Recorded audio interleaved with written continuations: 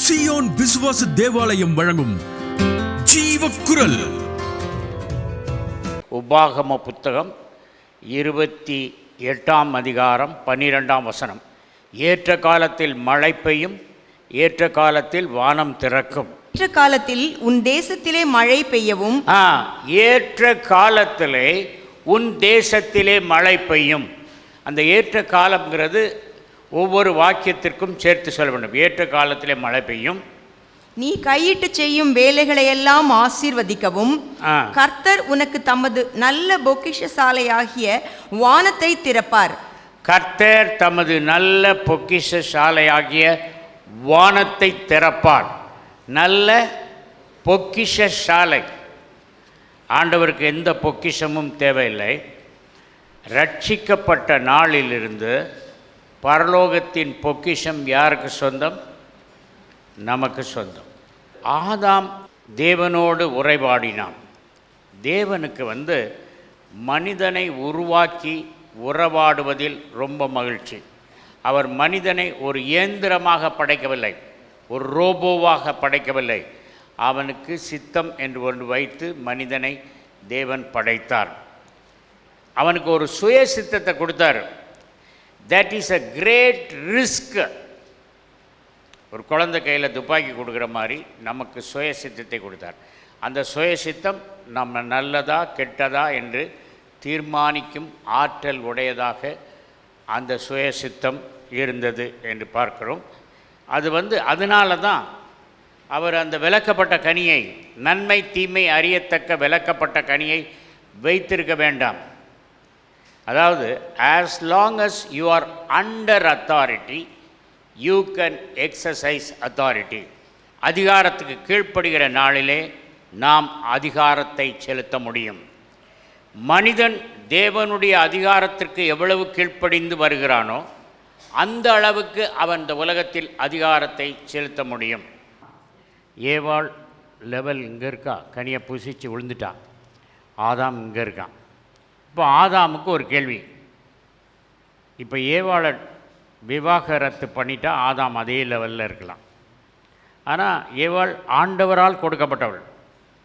இப்போது அந்த கனியை ஏவாள் சொல்கிறதுக்கு சாப்பிடாம இங்கேயே ஆவிக்குரிய நிலையில் இருக்கிறதா, அல்லது சாப்பிட்டுட்டு அவள் லெவலில் கீழே விழுறதா? இந்த ரெண்டு ஆப்ஷன். அவன் கர்த்தர் கொடுத்த மனைவி, அவனுக்கு அது பிடிக்கலை, அதை சாப்பிட பிடிக்கல. அதே நேரத்தில் கர்த்தர் கொடுத்த மனைவியும் விவாகரத்து பண்ண அவனுக்கு விருப்பம் இல்லை. அதனால் அடுத்த ஒரு ரெண்டு ஆப்ஷனில் எதை தெரிந்து எடுத்துக்கொண்டான்? சாப்பிட்டு விழுந்தா பரவாயில்ல அப்படின்னு தெரிந்தே சாப்பிட்டான். விழுந்து போவோன்னு தெரிந்தே சாப்பிட்டான்.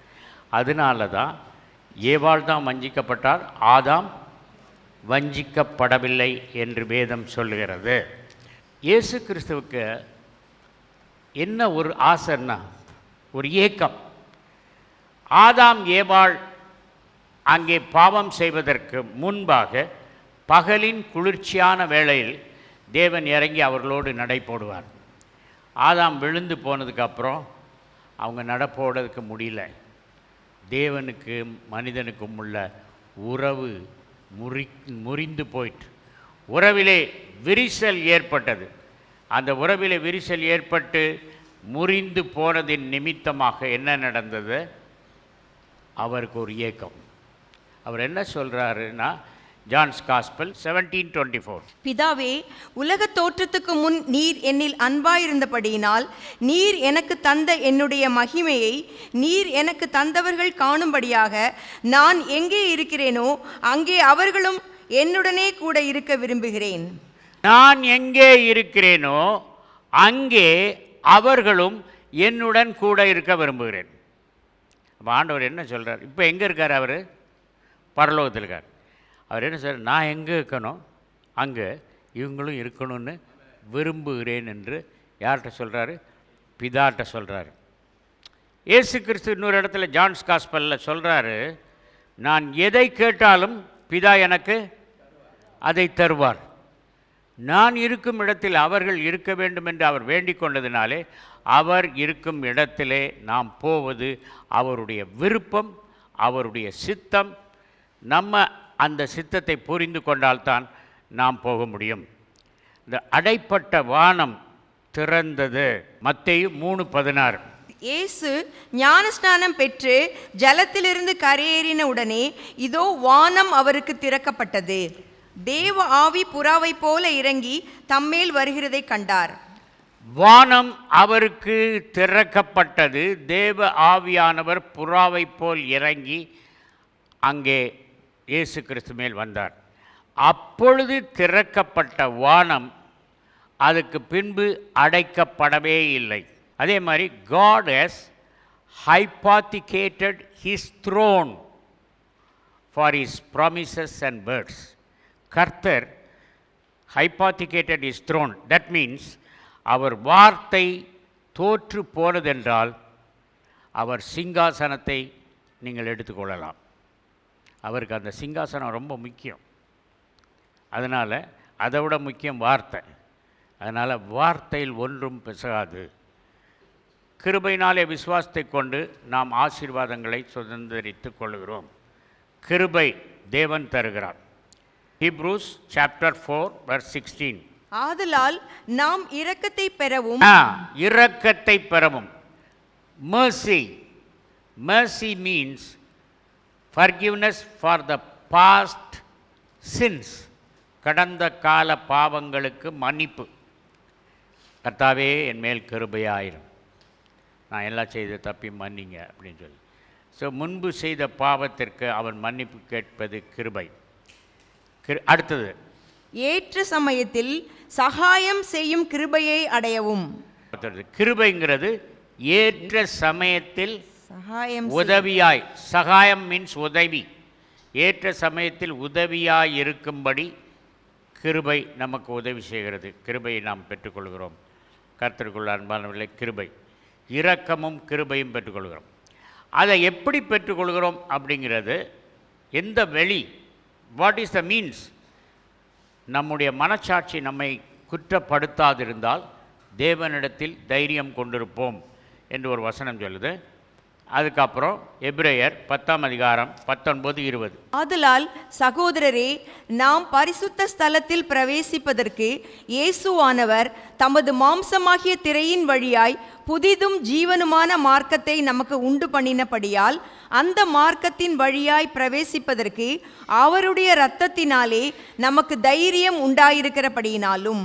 இந்த 4:16 கிருபாசனத்தண்டை தைரியத்தோடு பிரவேசிங்கன்னு சொல்லியிருக்கேன்.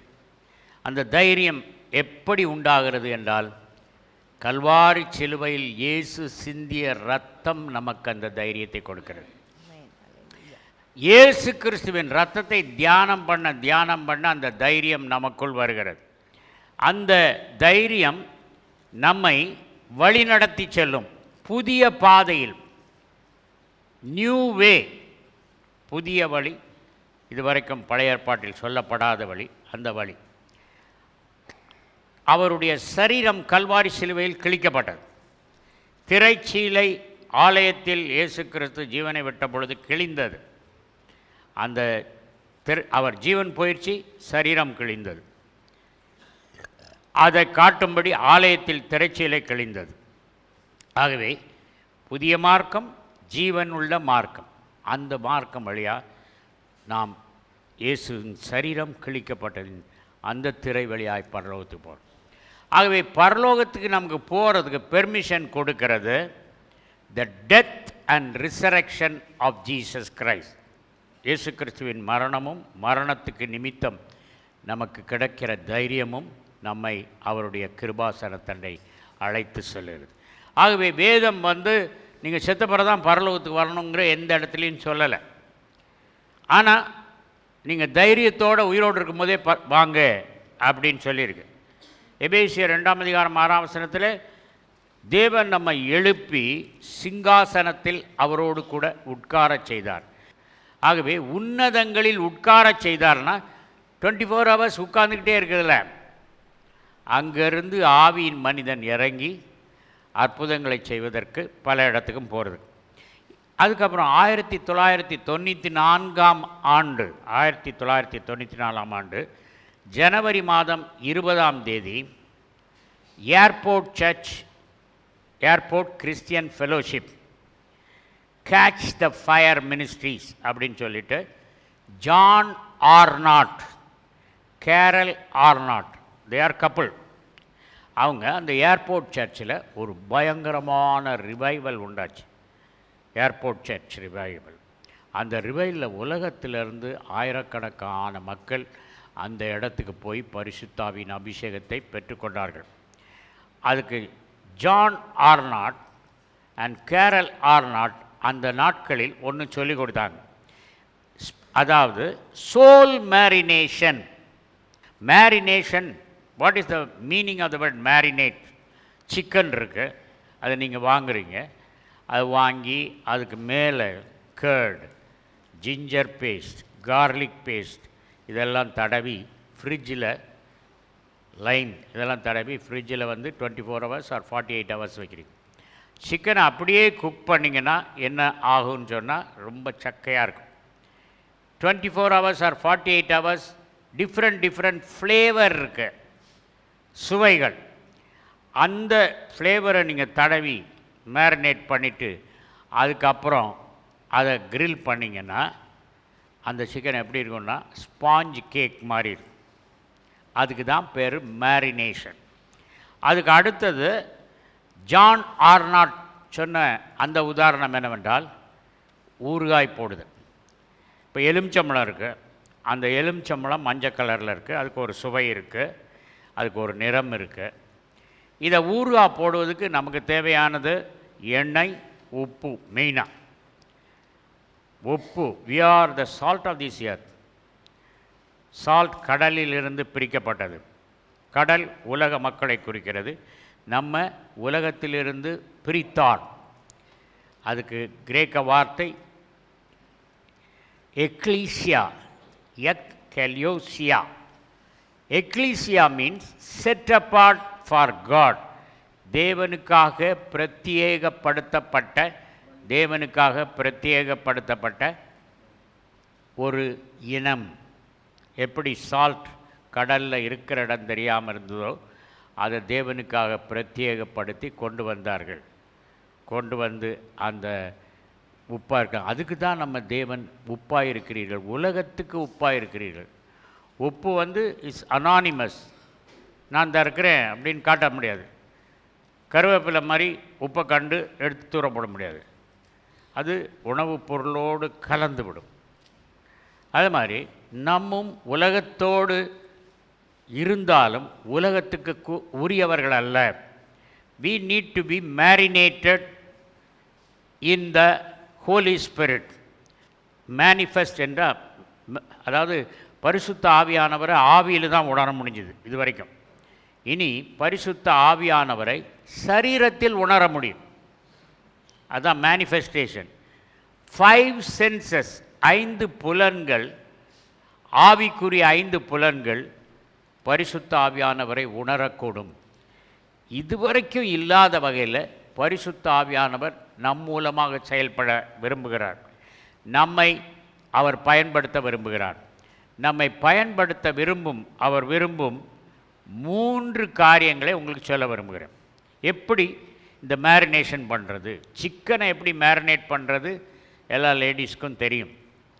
நம்முடைய ஆத்துமாவை, சோலை எப்படி மேரினேட் பண்ணுறது? Number 1 meditation. மெடிடேஷன். பிசாசு என்ன செய்வான்னா நம்ம தியானம் பண்ணாதபடி நம்மளை தடுத்து நிறுத்துவான். யோபுவின் புத்தகம் 15ஆம் அதிகாரம் 4ஆம் வசனம். நீர் பயபக்தியை வீணென்று சொல்லி தேவனுக்கு முன்பாக ஜெப தியானத்தை குறைய பண்ணுகிறீர். தியானம். அந்த மிக்சருக்கு சேனல் இருக்கு. அந்த மைக்கு ஒரு சேனல், இந்த மைக்கு ஒரு சேனல். 120 சேனல் மிக்சர் இருக்குது, நிறையா சேனல் மிக்சர் இருக்குது. அதே மாதிரி மைண்ட் இஸ் 2 சேனல், 2 சேனல் மைண்டில் இருக்குது. இப்போ வந்து ஜெபம் பண்ணுங்கள், இடைவிடாமல் ஜெபம் பண்ணுங்கள் அப்படின்னு இருக்கு. இடைவிடாமல் எப்படி ஜெபம் பண்ணுறது? ஆண்டவர் என்ன சொல்கிறாருன்னா, ஒரு ட்ராக்கில் நீங்கள் உலக காரியத்தெல்லாம் செய்யுங்க, அடுத்த ட்ராக்கில் ஜெபம் பண்ணிக்கொண்டே இருங்கள். தாயார் குழந்தை வந்து தொட்டிலில் தூங்கும் அல்லது கட்டிலில் தூங்கும். தாயார் வந்து தூங்குவாங்க. அந்த குழந்தை அப்படின்னு லேசாக சத்தம் போட்டோன்னு முடிச்சிருவாங்க. ஒன் ட்ராக்கில் குழந்தையை பற்றி ஞாபகம், அடுத்த ட்ராக்கில் தூங்குறாங்க, சைலண்டாக இருக்கு. அதனால் உடனே அவங்களுக்கு அந்த முழிப்பு வந்து விடுகிறது. குழந்தைய சத்தம் அழுத உடனே பார்க்குறாங்க. We have 2-track mind. So one track all the time should be reserved for meditation. Meditation அதுக்கப்புறம் sanctified imagination, பரிசுத்த கற்பனை. பரிசுத்த கற்பனை என்றால் என்ன நான் சொல்கிறேன். பரிசுத்த கற்பனைன்னா பைபிளை பலவிதமாக படிக்கிறீங்க. உதாரணமாக you must read the Bible in a pictorial language. அதாவது இப்போ கானா ஒரு கல்யாணத்தை படிக்கிறீங்க. அப்போ அது கானா ஒரு கல்யாணத்தை படிக்கும்போது அதில் உள்ள எல்லா டீட்டெயில்ஸையும் நீங்கள் 2-3 தடவை வாசித்து குறிச்சிக்கணும். 6 கற்சாடிகள், இயேசு கிறிஸ்து வேலை வரவில்லை என்று சொன்னார். சொல்லி முடித்தவுடன் வேலை வந்த மாதிரி அவர் கற்சாடிகளில் தண்ணீரை நிரப்புங்கள் என்றார். விளிம்பு வரை நிரப்பினார்கள். இந்த திறந்த வானத்தை பற்றி சொல்லிக்கிட்டு இருந்தேன்ல, அந்த திறந்த வானம் எல்லோரும் நினச்சிக்குவாங்க இயேசு கிறிஸ்து ஞானஸ்நானத்தில் திறந்தது, நமக்கெல்லாம் திறக்கலை அப்படின்னு நினச்சிக்குவாங்கன்ட்டு உத்தம கபட இஸ்ரவேலனாகிய நாத்தான்வேலுக்கு அவர் சொல்கிறாரு. John's gospel chapter 1 last verse. பின்னும் அவர் அவனை நோக்கி, வானம் திறந்திருக்கிறதையும் தேவதூதர்கள் மனுஷகுமாரனிடத்திலிருந்து ஏறுகிறதையும் இறங்குகிறதையும் நீங்கள் இது முதல் காண்பீர்கள் என்று மெய்யாகவே மெய்யாகவே உங்களுக்கு சொல்லுகிறேன் என்றார். இயேசு கிறிஸ்து ஊழியத்தின் ஆரம்ப காலத்தில் முதல் அற்புதத்தை செய்வதற்கு முன்பாக நாத்தான்வேலுக்கு சொன்னது, இது முதல் தேவதூதர்கள் அந்த ஏணியில் ஏறுகிறதையும் இறங்குகிறதையும் காண்பீர்கள். இந்த உலகத்தில் ஏணிங்கிறது ஒன்வே டிராஃபிக், ஒரு முகமாக தான் ஏற முடியும். ஆனால் பரலோகத்தில் ஆண்டவர் கொடுத்துருக்க ஏணி 2-வே டிராஃபிக், ஏறுவார்கள் இறங்குவார்கள். அதில் வந்து இறங்குகிறதும் ஏறுகிறதும்னு சொல்லலை, என்ன சொல்லியிருக்கு? ஏறுகிறதும் இறங்குகிறதும். அதாவது உங்களுக்கு ஒரு ரிக்வஸ்ட் இருக்குது, அந்த ரிக்வஸ்ட்டை ஏஞ்சல் எடுத்துகிட்டு அவன் அந்த ஏணியில் ஏறுவான்.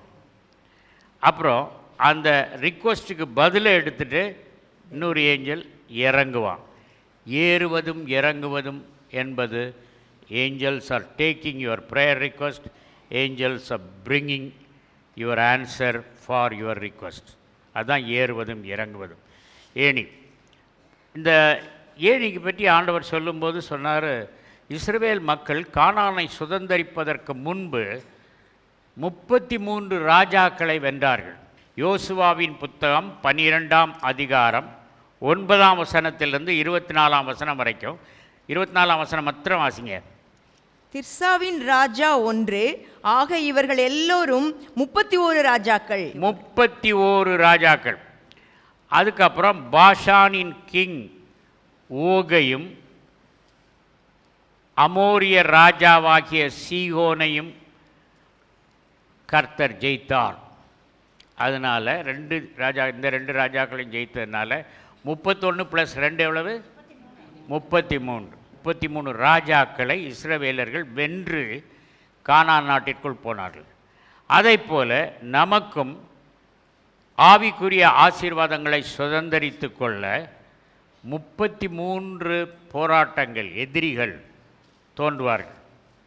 அந்த 33 போராட்டங்கள் எதிரிகளை தோன்றும் சமயத்தில் ஆண்டவர் நமக்கு ஆசீர்வாதத்தை பெற்றுக்கொள்ள 33 ஆசீர்வாதங்களை கொடுத்திருக்கிறார். The Lord gave me the list of 33: salvation, baptism, Holy Spirit, angels, blood, name of Jesus, prayer, praise, word of wisdom, knowledge, அதுக்கப்புறம் healings, miracles, prophecy, discerning of spirits, speaking in tongues, interpretation, long suffering, அந்த fruit of the spirit, gentleness, goodness, faith, meekness, self control, breastplate of righteousness, and shield of faith, readiness, helmet, and sword. I have read 33 words. இந்த 33யும் ஒன்றையும் எப்படி பயன்படுத்துறது அப்படின்னு நம்ம தெரிஞ்சிருக்கணும். Jesus இது எல்லாத்தையும் பயன்படுத்தினார். நீங்கள் 4 காஸ்பலில் இந்த சம்பவங்களில் சால்வேஷன் மாத்திரம் பயன்படுத்தலை, ஏன்னா அவருக்கு சால்வேஷன் தேவையில்லை. 119ஆம் சங்கீதம் 97. உமது வேதத்தில் நான் எவ்வளவு பிரியமாயிருக்கிறேன், நாள் முழுதும் அது என் தியானம். உம் வேதத்தில் நான் எவ்வளவு பிரியமாயிருக்கிறேன். நாள் காலையில் 1 மணி நேரம் தியானம் பண்ணுறேன்னு சொல்கிறாரா? நாள் முழுவதும் தியானம் பண்ணுறது ஒன் ட்ராக்கில் நீங்கள் டீட்டெயில்டோடு படித்த பிக்டோரியல் ரீடிங், அந்த டீட்டெயில்ஸ் எல்லாம் சேர்த்து நீங்கள் மனப்பாடம் பண்ணிட்டீங்கன்னா அதுக்கப்புறம் யோசித்து பார்க்கணும். இயேசு கிறிஸ்து வராரு, சீசர்களோடு வராரு, தாயார் வந்து அவங்களுக்கு ரசம் குறைவில்லைன்னு பண்ணுறாங்க, அதெல்லாம் நீங்கள் அப்படி இமேஜின் பண்ணணும். Imagination is entry point to heaven. பரலோகத்தில் அனுபவத்திற்கு நுழைவதற்கு அது ஒரு நுழைவாயில், வெஸ்டிபியூல். அந்த சான்டிஃபைடு இமேஜினேஷன் அதை கொஞ்சம் டெவலப் பண்ணணும். அந்த பரிசுத்த கற்பனையை நாம் டெவலப் பண்ணணும். டெவலப் பண்ணுறதுக்கு நமக்கு உதவி செய்கிறது என்னது? மெடிடேஷன். உம்முடைய வசனத்தை இரவும் பகலும் தியானம் செய்கிறேன். நான் காலையில் பைபிள் படித்தேன்னா அந்த பைபிள் படித்த டீட்டெயில்ஸை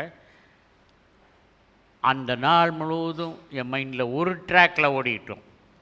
இன்னொரு ட்ராக்கில் செக் எழுதுவேன், ஆஃபீஸருக்கு யாரையும் கூப்பிட்டு பேசுவேன், இப்படி இது இருக்கும். ஆனால் ஒரு ட்ராக்கில் நான் படித்த வேதம் போயிட்டுருக்கோம். அந்த அடுத்த ட்ராக்கில் நீங்கள் இமேஜின் பண்ணுறது இருக்குது பாருங்கள். இதை பண்ண பண்ண பண்ண என்ன ஆகுன்னு சொன்னால், நீங்கள் பரலோகத்துக்கு போகிற மாதிரி இமேஜின் பண்ணிங்கன்னா அதுதான் நுழைவாயில். You will feel you are inside heaven. So number 1 is meditation. Number 2 is worship. நிறைய பேர் ஜான் பெல்ட், ஸ்வான்சன், ஷே, இவங்கெல்லாம் நல்ல ஜூலி, இவங்கெல்லாம் நல்ல சாங்ஸ் போட்டிருக்காங்க. Shocking music. நீங்கள் நெட்டில் போய் பார்த்தீங்கன்னா டாட் பென்ட்லி இவங்கெல்லாம் சோக்கிங் மியூசிக் போட்டிருக்காங்க. Shocking music. ஜெஃப் ஜான்சன் ரீசெண்டாக போட்டிருக்காரு shocking music. I bought that shocking music and I was play பண்ணிகிட்டு இருக்கும்போதே என்னுடைய ஆவி மேரினேட் ஆச்சு, என்னுடைய சோல் மேரினேட் ஆச்சு. அது இனி பாவம் செய்ய முடியாத ஒரு நிலைக்கு வந்தது. அது கர்த்தரை நெருங்கி சேரும் ஒரு நிலைக்கு வந்தது. ஸோ யூ நீட் டு நம்ம டைமை மேனேஜ் பண்ணோம்.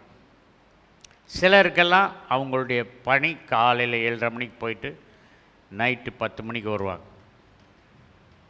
அதனால் அவங்களுக்கு பைபிள் வாசிக்கவோ கர்த்தருக்கு தியானம் பண்ணவோ டைம் கிடையாது.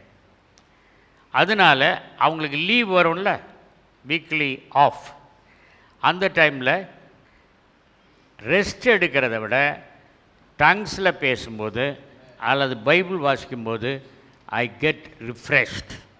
கர்த்தருக்கு காத்திருக்கிறவர்கள் புதுபலன் அடைவார்கள்.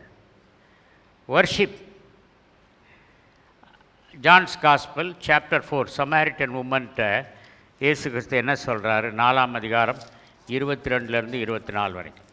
எங்கள் பிதாக்கள் இந்த மலையிலே தொழுது கொண்டு வந்தார்கள், நீங்கள் எருசலேமில் இருக்கிற ஸ்தலத்திலே தொழுது கொள்ள வேண்டும் என்கிறீர்களே என்றால், அதற்கு இயேசு, ஸ்திரீயே, நான் சொல்லுகிறதை நம்பு, நீங்கள் இந்த மலையிலும் எருசலேமிலும் மாத்திரம் அல்ல, எங்கும் பிதாவை தொழுது கொள்ளும் காலம் வருகிறது.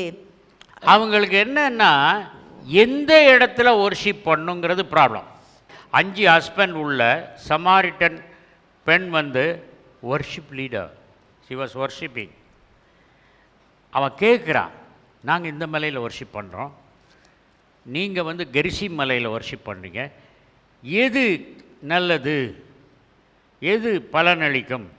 அவர் சொல்கிறார், எங்கே வர்ஷிப் பண்ணுறதுன்னு இல்லை, எங்கும் ஆராதிக்கணும், ஆவியோடும் உண்மையோடும் ஆராதிக்கணும், அந்த காலம் வரும்னு சொல்லிட்டு என்ன சொல்கிறாரு? அது இப்பொழுதே வந்திருக்கிறது. அவர் காலத்தில் சொன்னார் இப்பொழுதே வந்திருக்குன்னு. ஆனால் எல்லாத்த விட நம்ம காலத்தில் தான் வந்திருக்கு வர்ஷிப். அதனால் நம்ம முந்தி மாதிரி சமாரிய பெண் மாதிரி எதை வர்ஷிப் பண்ணுறோம் அப்படின்னு தெரியாமல் வர்ஷிப் பண்ணல.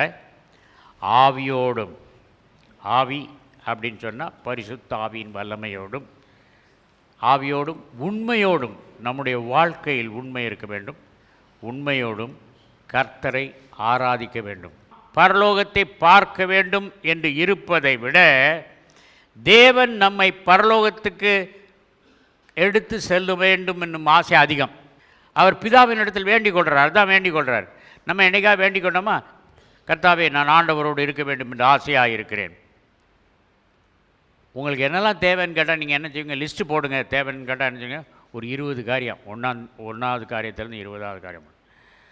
லூக்கா 10:42 தேவையானது ஒன்றே, மரியாள் தன்னை விட்டு எடுபடாத நல்ல பங்கை தெரிந்து கொண்டாள் என்றார். தேவையானது ஒன்றே. தேவையானது எத்தனது? ஒன்று. உங்களுக்கு என்ன தேவைன்னா ஒன்று. இந்த தேவையானது ஒன்றுக்கும் தேவையானது பல வைத்திருப்பவர்களுக்கு என்ன வித்தியாசம்னா, பல தேவைகளை வைத்திருக்கிறவர்கள் அந்த தேவைகளெல்லாம் ஒழிந்து போகும். தேவையானது தன்னை விட்டு எடுபடாத நல்ல பங்கை தெரிந்து கொண்டாள் என்றார். இந்த தேவையான ஒன்று நம்ம விட்டு எடுபடாது. உயிரோடு இருக்கும்போது எடுபடாது, செத்த போதும் எடுபடாது, பரலோகம் வரைக்கும் வரும். நம்ம கூட பரலோகத்துக்கு வரக்கூடிய ஒன்று தேவையானது ஒன்றை பின்பற்றுவது. நான் கேட்டேன், ஆண்டவரே தாவீது பாவம் செய்தான், நீங்கள் அவனை போய் என் இருதயத்துக்கு வேண்டியவன்னு சொன்னீங்களே, அவன் ராஜாவாக இருந்தான். சங்கீதம் 27:4 கர்த்தரிடத்தில் ஒன்றை நான் கேட்டேன், அதையே நாடுவேன். கர்த்தரிடத்தில் மரியாளை போல ஒன்றை நான் கேட்டேன், அதையே நாடுவேன். நான் கர்த்தருடைய மகிமையை பார்க்கும்படியாகவும் அவருடைய ஆலயத்தில் ஆராய்ச்சி செய்யும்படியாகவும் நான் என் ஜீவனுள்ள நாளெல்லாம் கர்த்தருடைய ஆலயத்தில் தங்கியிருப்பதையே நாடுவேன். என்ன தாவீது, நீ என்ன சிங்காசனத்தில் உட்கார்ந்து ஆட்சி செய்ய வேண்டாமா, கோயிலில் உட்கார்ந்து இருந்தா எப்படி? அவனுடைய டிசைர் பார். ஆலயம் ஆண்டவர் அவ்வளவு முக்கியமானதாக காட்டுகிறார். ஜீவக்குரல் 14/1 மங்கம்மாள் சாலை, KK நகர் அஞ்சல், திருச்சி 620021, தமிழ்நாடு, தென்னிந்தியா. மொபைல் எண் 919025432432.